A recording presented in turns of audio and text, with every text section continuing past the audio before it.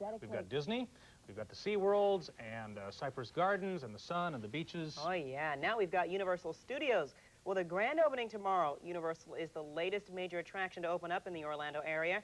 And we sent Wendy Ross over to check it out. She joins us live via satellite from Universal Studios. John and Diane, I have to tell you that this was a tough assignment. I'm very glad, however, that I was the one chosen to brave this weather and come out to Universal. It has been an absolutely glorious evening. Glorious from the standpoint of what Mother Nature provided, because she gave us a spectacle, but to be sure. As a matter of fact, I'm standing in front of Mel's Drive-In. And you might remember Mel's because it was in the movie American Graffiti. And a little bit farther down the way, down that way, is Rodeo Drive. This is the closest I've ever been to Rodeo Drive. And I do have my credit card. Yes, I do, as a matter of fact. Also, over here in the corner, this is where the horror makeup show was done. And I had an opportunity to preview that a little bit earlier, and it is gruesome, and it is absolutely wonderful. Of course, we do realize here in the state of Florida how very important the weather is to our economy. And Jay Vilwalk also reports that Orlando is expecting Universal to pour money into Central Florida. Stars like Ernest Borgnine occasionally popped up amid gawking tourists. Are you having a good time here at Universal Studios? Florida? Oh, yeah, we're working steady. And there was Woody Woodpecker and his 90-year-old creator, Walt Land. Hello, Woody. How are you? A Japanese TV crew is bringing the Universal story to Tokyo and attractions that were open had long lines. How long have you been waiting? An hour. Yes. An hour?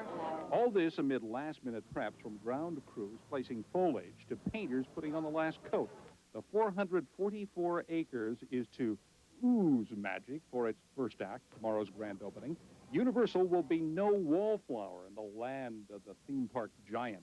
Disney World, Epcot Center, SeaWorld, not to mention Disney's own movie theme park, Disney MGM.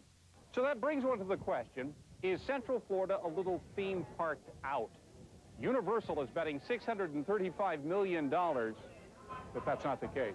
Well, we clearly don't think so, or we wouldn't be here. We've invested a lot of our time and effort and certainly dollars into this community. Jacob Stewart with the Chamber of Commerce will dazzle you with all of his numbers about his city's bright and shining future. One more big hit on the block just tickles him. There's all kinds of ripple effects. It rolls up into the billions, I can tell you that. Universal is prepared with a war chest for advertising and plans to take a big bite out of the tourist trade. In Orlando, Jay Vilwalk, 44 News at 10. World. Universal is counting on the popularity of its Tinseltown theme. It should probably be called Hollywood South. Scores of celebrities joined director Steven Spielberg for the official opening of Universal Studios in Orlando, Florida.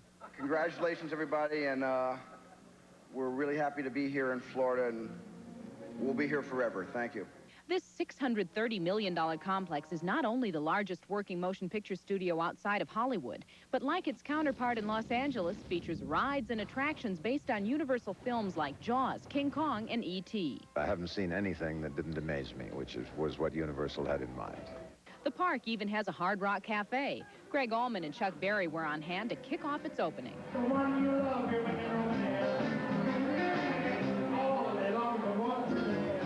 Now people on this side of the country have a chance to see how movies are made. They get to see the special effects, the different rides take you through so you feel like you're part of the movies.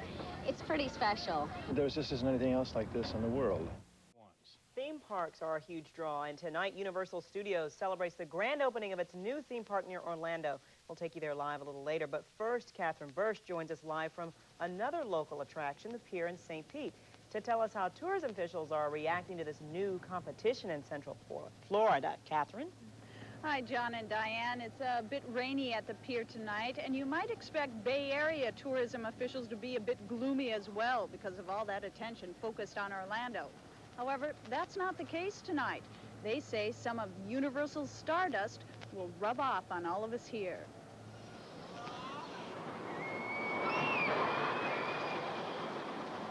Chances are some of the tourists aboard this Busch Gardens roller coaster have either been to Orlando or are soon headed there. The Bevers family has the typical vacation schedule. Well, we're here in the Tampa Bay area to just visit Busch Gardens, and then we're going to drive over to Orlando and go through Disney World. Tonight, tourists like the Bevers have another attraction to choose from in Orlando, Universal Studios. And while Orlando tourism officials are certainly happy with their new star, So are people in this area. Folks involved in the Bay Area tourist trade meeting tonight in Clearwater are universally enthusiastic. They are going to generate 6 million people. And if we get just a few of those 6 million to know where we are and come over here, we're ahead of the game. Competition for tourist dollars nationwide is stiff, and while our area beaches are wonderful, Florida tourism experts say visitors also demand variety. So the more Florida has to offer, the better. Absolutely. I think any time a quality tourism product opens in Florida, that means an opportunity to attract more people to Florida and to bring those back that have visited here in the past. La Trenta says 87% of Florida tourists are repeat visitors, so you can see how important new attractions like Universal are to this state. John and Diane? Catherine, tourism is so important to the state of Florida, and, you know, we're constantly hearing gripes and complaints from people who are natives who live here who say, we get so sick and tired of the tourists.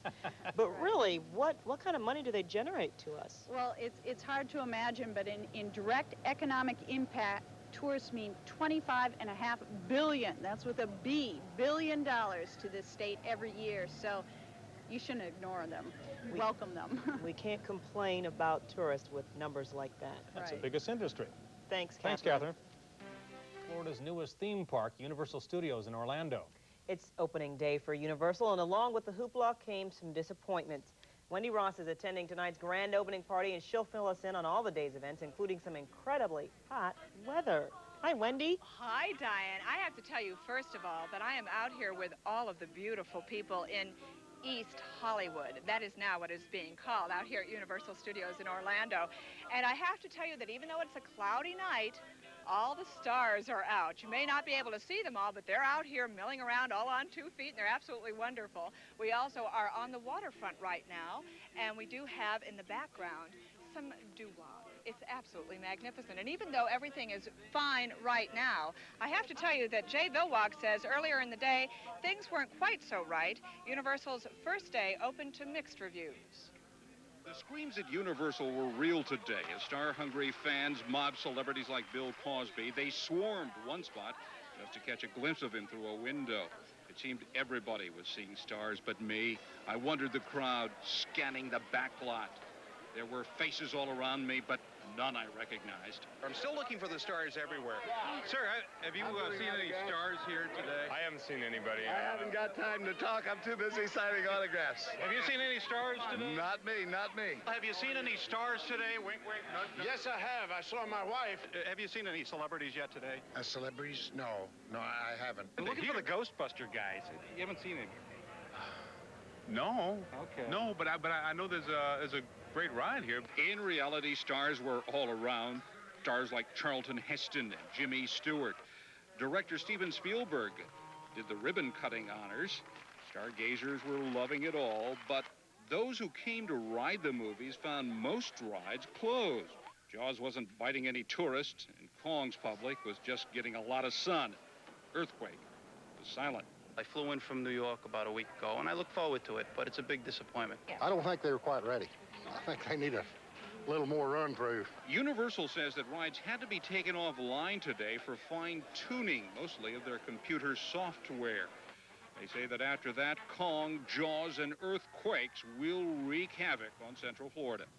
In Orlando, Jay Vilwalk, 44 News at 10. Well, I don't know what it is, but apparently in the state of Florida in June, if you're going to have an outdoor party, you've got to expect the rain. And pass. That's what they're giving away to disgruntled visitors who, for the third day since the grand opening, find the new amusement park plagued with problems. Technicians say the heavily publicized King Kong ride may not be working until Monday. Also, often inoperable are the earthquake ride and the Jaws Lagoon. For the last 2 days, officials at the park offered complimentary tickets for future visits.